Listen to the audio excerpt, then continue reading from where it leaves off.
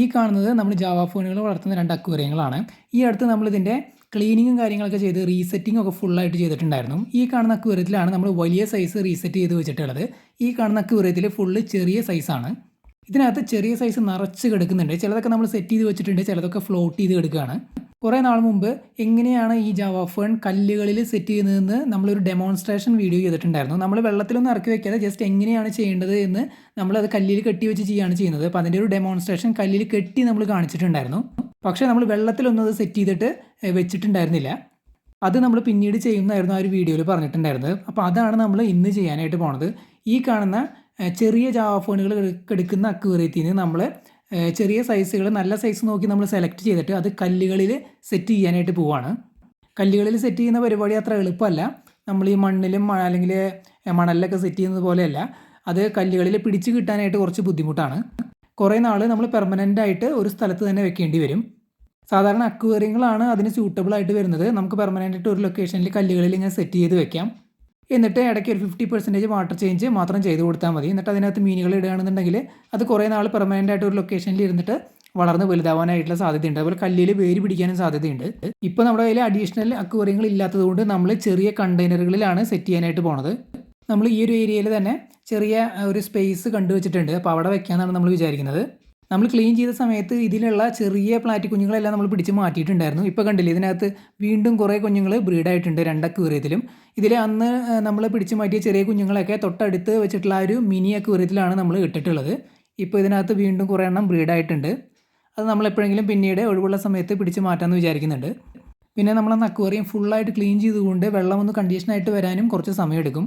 അതുകൊണ്ട് നമ്മൾ എപ്പോഴും വാട്ടർ ചേഞ്ച് ചെയ്യുന്ന സമയത്ത് ഒരു 50% വെള്ളം മാത്രമേ ചേഞ്ച് ചെയ്ത് കൊടുക്കാവൂ.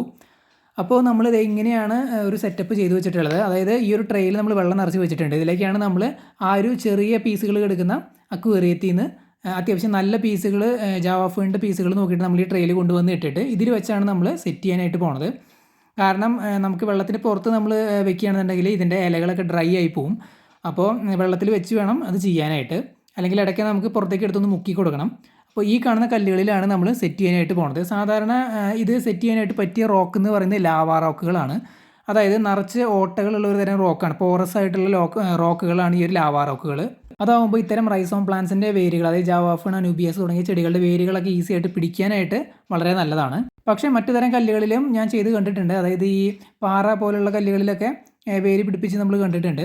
അപ്പോൾ നമ്മളെന്തായാലും പാറ പോലുള്ള അത്തരം പീസുകൾ നമ്മൾ എടുക്കുന്നില്ല. അതിന് പകരം നമ്മൾ ഇത്തരത്തിലുള്ള ഒരു ചെങ്കല്ല് ആണ് എടുത്തിട്ടുള്ളത്. കാരണം ഇത് കുറച്ചും കൂടിയും എന്താ പറയുക, പൊടിഞ്ഞു പോകുന്ന ഒരു ടൈപ്പാണ്. അപ്പോൾ വേര് പിടിക്കാൻ കുറച്ചും കൂടി എളുപ്പമാണ് എന്നുള്ള നിലയ്ക്കാണ് നമ്മളിപ്പോൾ ഇത് യൂസ് ചെയ്തിട്ടുള്ളത്. 4 പീസാണ് നമ്മൾ കല്ലുകൾ എടുത്തിട്ടുള്ളത്. അത് വെക്കാനായിട്ട് 4 ഇതുപോലത്തെ ട്രാൻസ്പാരൻറ്റ് ചെറിയ കണ്ടെയ്നറുകൾ നമ്മൾ മാറ്റി വെച്ചിട്ടുണ്ട്.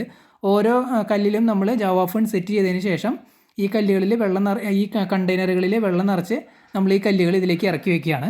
ആ കാണുന്നത് നൂലാണ്. നമ്മൾ സാധാരണ തയ്ക്കാനൊക്കെ ഉപയോഗിക്കുന്ന നൂലാണ്. അത് ഉപയോഗിച്ചാണ് നമ്മൾ ഈ ചെടികൾ ഈ കല്ലിൽ കെട്ടി വെക്കുന്നത്. ഈ കല്ലുകൾ നല്ല രീതിയിൽ നമ്മൾ ക്ലീൻ ചെയ്തിട്ടുണ്ട്.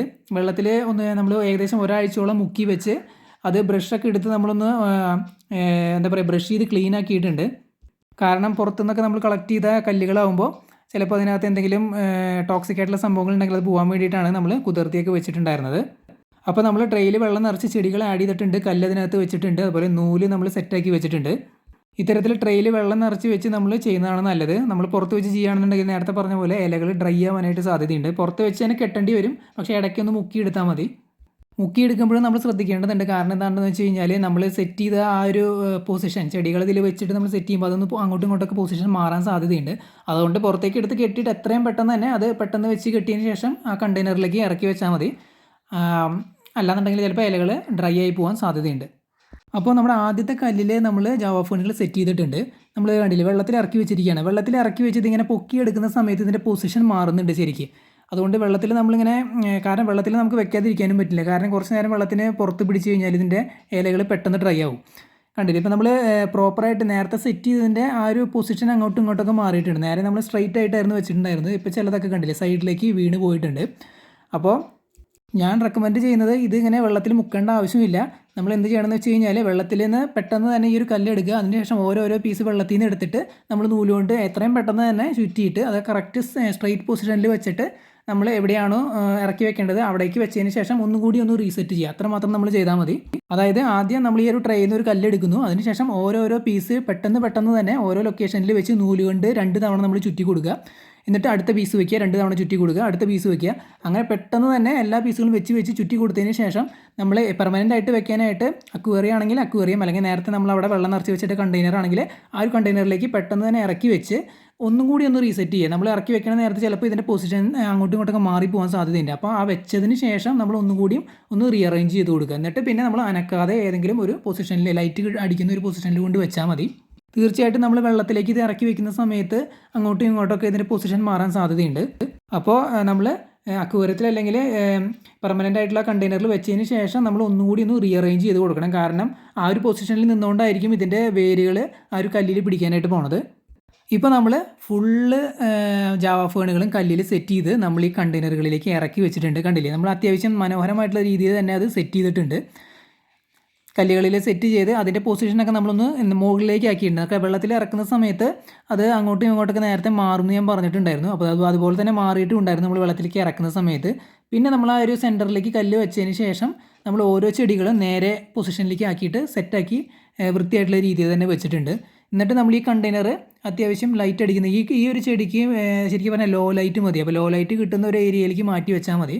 അപ്പോൾ നമ്മളൊരു പൊസിഷൻ കണ്ടു വെച്ചിട്ടുണ്ട്. അപ്പോൾ അവിടേക്ക് ഇറക്കി വെക്കാമെന്നാണ് നമ്മൾ വിചാരിക്കുന്നത്.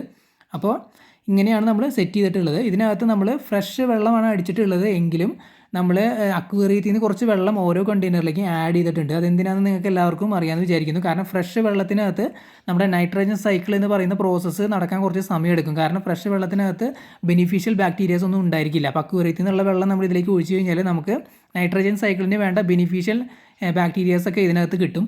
ആ ബാക്ടീരിയാസ് ഉണ്ടെങ്കിൽ മാത്രമാണ് നമ്മൾ മീനുകളൊക്കെ ഇതിലിടുന്ന സമയത്ത് അതിൻ്റെ അമോണിയ കൺവേർട്ട് ചെയ്ത് നൈട്രേറ്റ് ഫോമിലേക്ക് ആക്കുകയുള്ളൂ. അങ്ങനെ നൈട്രേറ്റ് ഫോമിലായാൽ മാത്രമാണ് ഈ ചെടികൾക്ക് നമ്മുടെ മീനുകളുടെ വേസ്റ്റ് എടുത്ത് വളരാനായിട്ട് സാധിക്കുകയുള്ളൂ. ഇതിനകത്ത് തീർച്ചയായിട്ടും നമ്മൾ മീനുകളെ ഇട്ട് കൊടുക്കുന്നുണ്ട്. നമുക്ക് വലിയ മീനുകളൊന്നും ഇടാൻ പറ്റില്ല. നമ്മുടെ മിനി അക്വേറിയത്തിൽ നിന്ന് പ്ലാറ്റികളുടെ കുഞ്ഞുങ്ങളെയാണ് നമ്മൾ ഇതിലേക്ക് ഇടാനായിട്ട് പ്ലാൻ ചെയ്തിട്ടുള്ളത്. ഒരു 4 ചെറിയ കുഞ്ഞുങ്ങളെ വെച്ച് ഓരോ കണ്ടെയ്നറിലും ഇടാമെന്നാണ് നമ്മൾ വിചാരിക്കുന്നത്.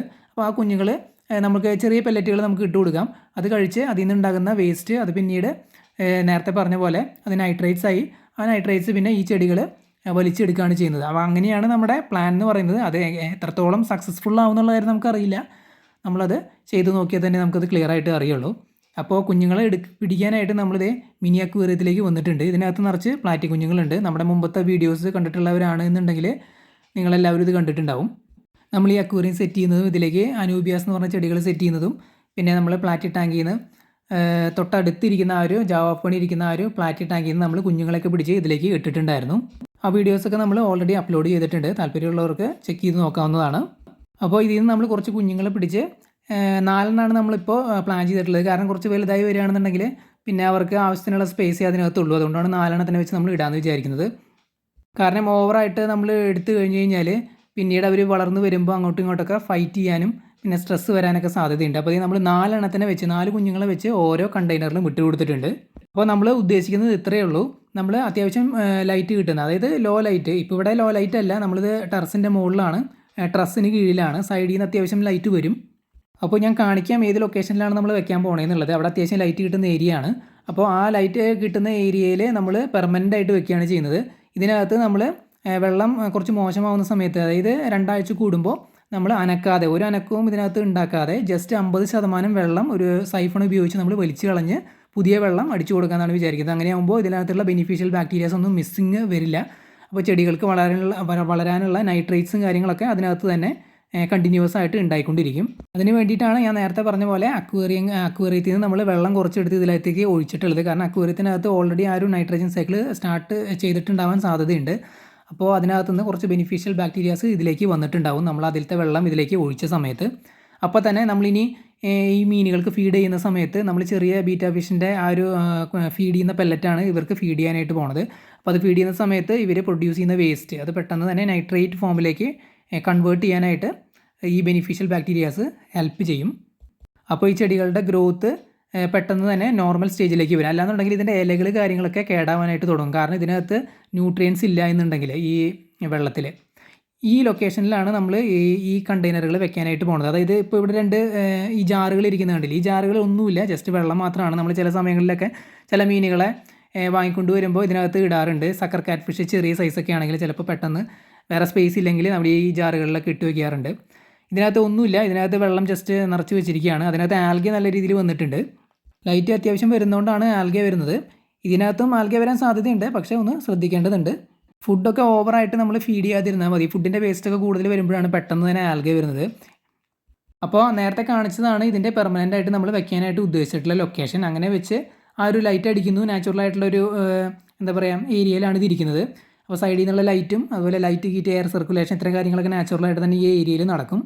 നേരത്തെ പറഞ്ഞ ഒരു കാര്യം മാത്രമാണ് ഇതിനകത്ത് പ്രശ്നം വരാൻ സാധ്യതയുള്ളത്. അതായത് ഇതിനകത്ത് ഈ ചെടികൾക്ക് വേണ്ട ന്യൂട്രിയൻസ്, അതായത് നൈട്രജൻ സൈക്കിൾ, അത് പ്രോപ്പറായിട്ട് തന്നെ സ്റ്റാർട്ട് ചെയ്ത് കഴിഞ്ഞാൽ ചെടികൾ നല്ല രീതിയിൽ വളരാനായിട്ട് തുടങ്ങും. അവർക്ക് ന്യൂട്രിയൻസ് ആണ് പെട്ടെന്ന് തന്നെ കിട്ടേണ്ടത്.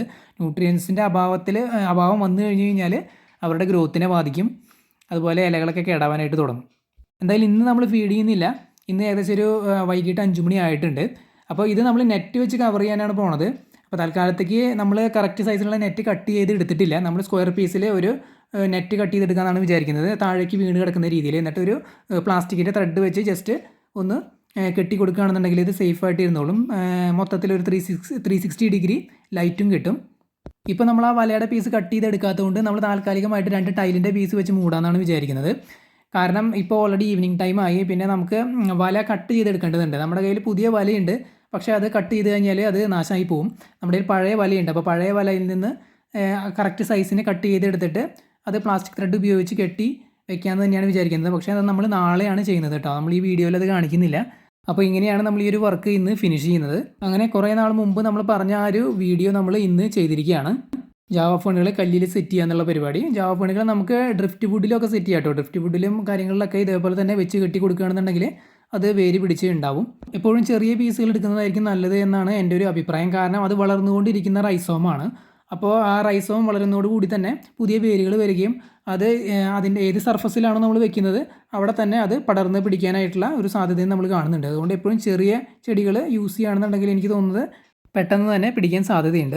പരമാവധി വലിയ സ്പേസിൽ വെക്കാനായിട്ട് ശ്രമിക്കുക. ഞാൻ നേരത്തെ പറഞ്ഞതുപോലെ അക്വേറിയങ്ങൾ യൂസ് ചെയ്യുകയാണെങ്കിൽ വളരെ നല്ലതാണ്. ഇതുപോലെ കല്ലുകളിൽ സെറ്റ് ചെയ്തിട്ട് അതിൻ്റെ അടിഭാഗത്ത് ഇങ്ങനെ നിരത്തി വെച്ചാൽ മതി. എന്നിട്ട് അതിലേക്ക് മീനുകളെ ഇട്ട് കൊടുക്കുക.